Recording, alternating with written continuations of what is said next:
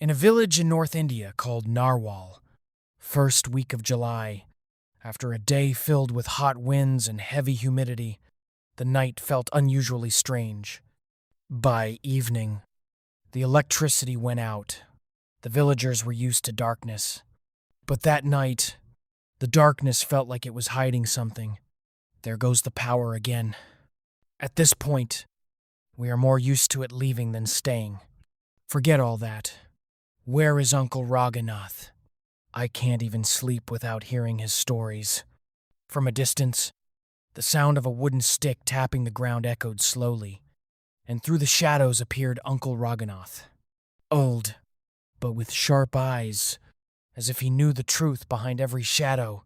Uncle, tell us a story tonight that keeps us awake.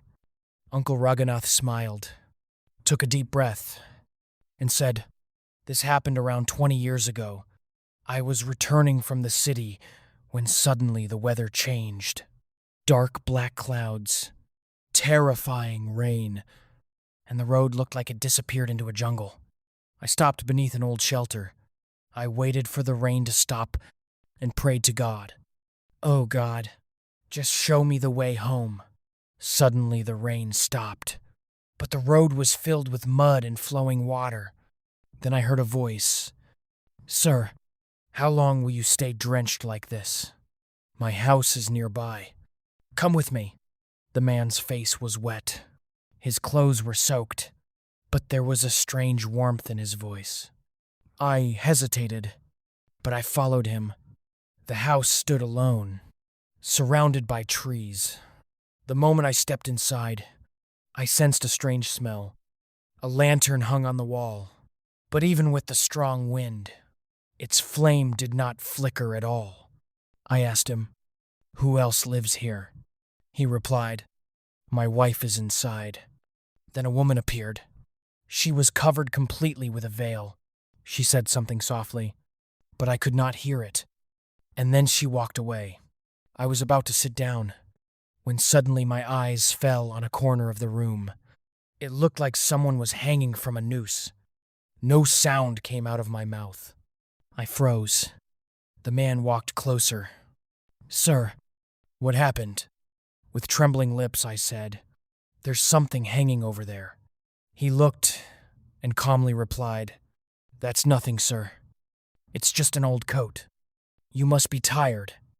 The night grew darker. I lay on the bed, but sleep was nowhere near me. Then, from somewhere inside the house, I heard the sound of a girl crying.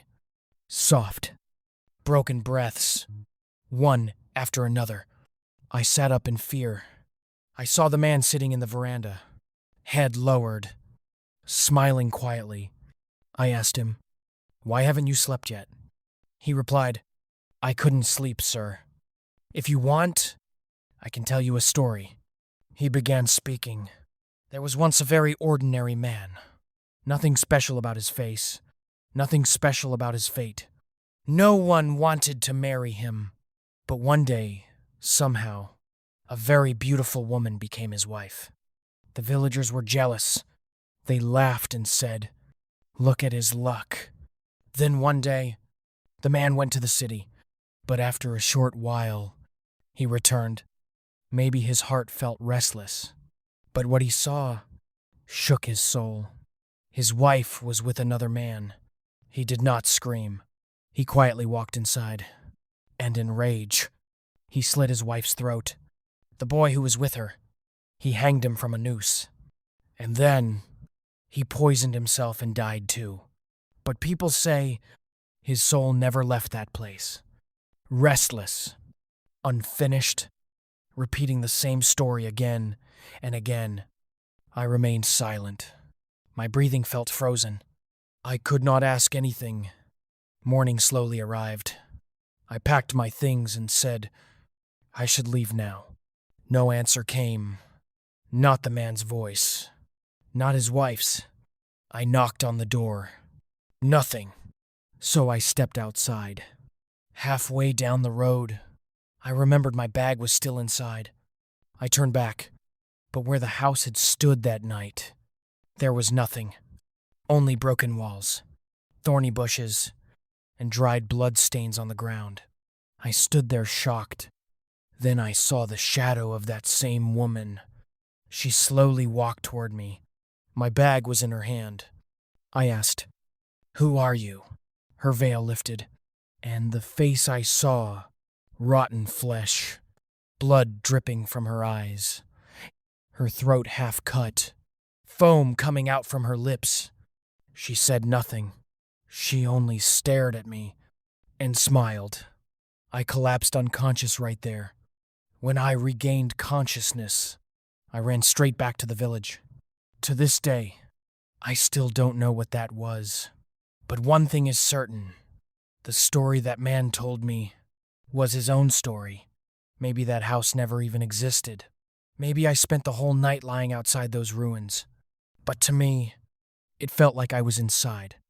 They say some souls repeat the story of their sins again and again until someone finally listens. And perhaps that night, it was my turn.